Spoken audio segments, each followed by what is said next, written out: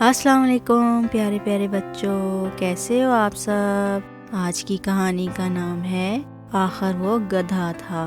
ایک گدھا تھا جو ایک میدان میں کھڑا آسمان پر جمع ہونے والے بادلوں کو دیکھ رہا تھا۔ سورج کب کا ان بادلوں میں غائب ہو چکا تھا۔ بادل بہت سے تھے۔ اچانک گدھے کو محسوس ہوا کہ اسے چھینک آ رہی ہے۔ چھینک بڑے زوروں کی تھی۔ اس نے آنکھیں بند کر لیں اور اپنا بڑا سا منہ کھول لیا۔ چھین! وہ انتہائی زور سے چھینکا۔ ویسے بھی ہر گدھا اسی طرح چھینکا کرتا ہے۔ چھینکنے کے بعد اس نے آنکھیں کھولی تو اسی وقت تیز ہوا چلنے لگی۔ ہوا بادلوں کو اڑا کر دور پھینکنے لگی۔ درختوں کی شاخیں زور زور سے ایک دوسرے سے ٹکرانے لگیں اور بہت سے پتے کھڑکھڑانے لگے۔ گدھے نے یہ تماشا دیکھا تو غرور سے اس کا سر تن گیا۔ وہ سمجھا کہ یہ تیز ہوا اس کے چھینکنے کی وجہ سے آئی ہے۔ اسے کیا معلوم تھا کہ اس آندھی کا اس کی چھینک سے کوئی تعلق نہیں، مگر وہ اتنے زور سے چھینکا تھا کہ اسے یقین ہو گیا کہ یہ طوفان اسی کی چھینک سے آیا ہے۔ اس نے فخر سے اپنے لمبے کان سیدھے کیے، دم کو ایک دو دفعہ جھٹکا دیا اور اچھل اچھل کر چلتا ہوا تالاب کی طرف پہنچ گیا جہاں بطخیں تیرتی تھیں۔ مگر تیز ہوا نے تالاب کی لہروں میں اتنی ہلچل مچا دی کہ بطخیں ڈر کر تالاب سے باہر نکل آئیں۔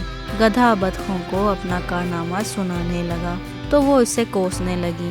پھر کہا کہ وہ تیز ہوا کو روکے، لیکن گدھا تب تک مرغیوں کے دڑبے کے نزدیک پہنچ گیا تھا جو سردی سے سمٹی ہوئی ایک دوسرے میں گھسی بیٹھی تھی۔ پھر اس نے مرغیوں سے اپنی چھینک سے آنے والی آندھی کا ذکر کیا۔ بیچاری مرغیوں کے پر تیز ہوا میں اڑ رہے تھے۔ انہوں نے گدھے سے ہوا کا طوفان روکنے کو کہا، مگر گدھے نے زور سے کہکہا لگایا اور اپنی چھینک کے کارنامے پر اتراتا ہوا آگے نکل گیا۔ اب وہ ماسی خیراں کی بکریوں کے باڑے کے قریب پہنچا، جہاں ماسی خیراں اپنی بکریوں کے ساتھ ایک کونے میں ٹھٹھری بیٹھی تھی کہ کسی طرح سردی سے بچ جائے۔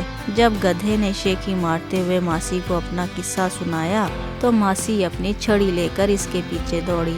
گدھا سر پر دوڑتا جا رہا تھا اور ماسی سے کہہ رہا تھا کہ میری چھینک سے تو زبردست ہوا چلی ہے، میں بھلا اسے کیوں روکوں گا۔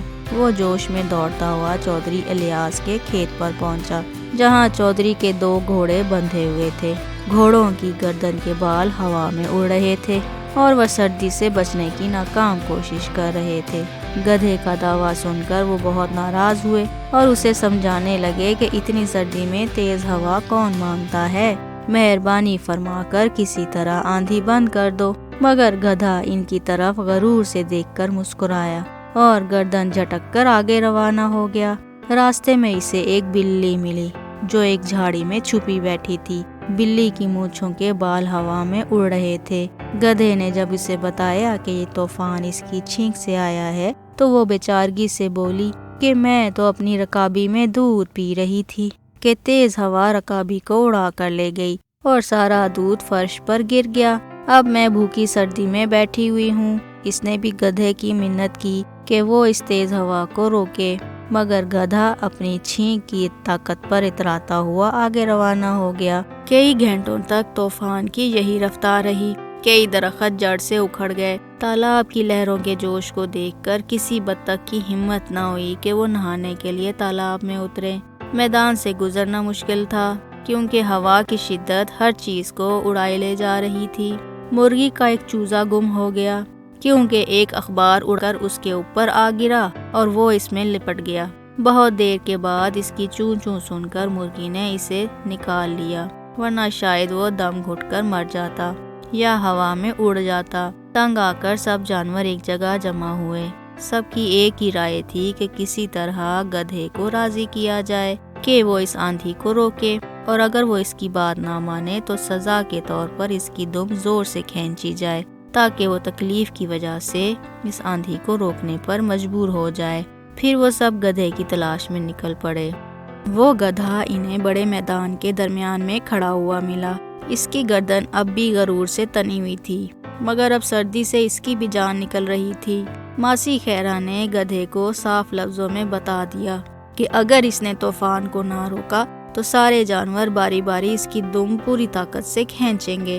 اور اس سے بھی بات نہ بنی تو پھر وہ اپنی چھڑی سے پٹائی کرے گی۔ جب ڈرے ہوئے گدھے نے سب جانوروں کو بتایا کہ اسے تیز ہوا روکنے کا طریقہ نہیں معلوم، تو جانوروں نے کہا کہ سیدھی سی بات ہے، جس طرح چھینکنے سے تیز ہوا چلنا شروع ہوئی تھی، اسی طرح زور سے چھینکنے سے ہوا رک بھی جائے گی۔ تمام جانور دائرہ بنا کر گدھے کے ارد گرد کھڑے ہو گئے اور اسے گھورنے لگے کہ کب گدھا چھینکے اور کب طوفان تھمے۔ گدھے کا زور لگا لگا کر برا حال ہو گیا، مگر اسے چھینک نہ آئی۔ آخر اس نے بند کی ہوئی آنکھیں کھولی اور کھولا ہوا بڑا سا منہ بند کر لیا اور سزا کے لیے تیار ہو گیا۔ بس پھر کیا تھا، سب جانوروں نے مل کر اس کی دم کو کھینچنا شروع کر دیا۔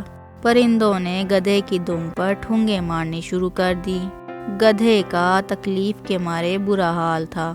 ڈھینچو ڈھینچو کر کے اس نے بڑی دہائی دی، مگر کسی نے اس کی نہ سنی۔ ابھی جانور گدھے کی دم کھینچ ہی رہے تھے کہ ہوا کی رفتار کم ہونے لگی اور آہستہ آہستہ بالکل تھم گئی۔ درخت پرسکون اور خاموش ہو گئے۔ تمام جانور اور پرندے اپنے اپنے گھروں کو لوٹنے لگے۔ ماسی خیرہ بھی چھڑی لہراتی ہوئی واپس چلی گئی۔ گدھا اب میدان میں تنہا کھڑا تھا۔ وہ سوچ رہا تھا کہ ایسا کیا ہوا جس سے اچانک اتنی تیز ہوا رک گئی۔ اسے تو چھینک بھی نہیں آئی۔ کہیں ہوا رکنے کی وجہ یہ تو نہیں کہ جانوروں نے اس کی دم کھینچی تھی، اور اگر ایسا ہے تو وہ خوف سے تھر تھرانے لگا کہ جب بھی تیز ہوا چلے گی تو تمام جانور مل کر اس کی دم نہایت بے دردی سے کھینچیں گے۔ اس نے سوچا کہ بہتر ہے کہ وہ کسی ایسی جگہ چلا جائے جہاں کوئی اس کی چھینک کی طاقت سے واقف نہ ہو۔ اگلے دن وہ کسی نامعلوم منزل کی طرف روانہ ہو گیا، ایسی منزل کی طرف جہاں کوئی اس کی چھینک کے متعلق نہ جانتا ہو۔ ایک بات کا اس نے دل میں تہیہ کر لیا تھا کہ منزل پر پہنچ کر وہ اپنی بھرپور کوشش کرے گا کہ اسے چھینک نہ آئے۔ تو بچوں، کیسی لگی آپ کو یہ کہانی؟ مزے کی تھی نا؟ پھر ملیں گے ایک نئی کہانی کے ساتھ۔ اللہ حافظ۔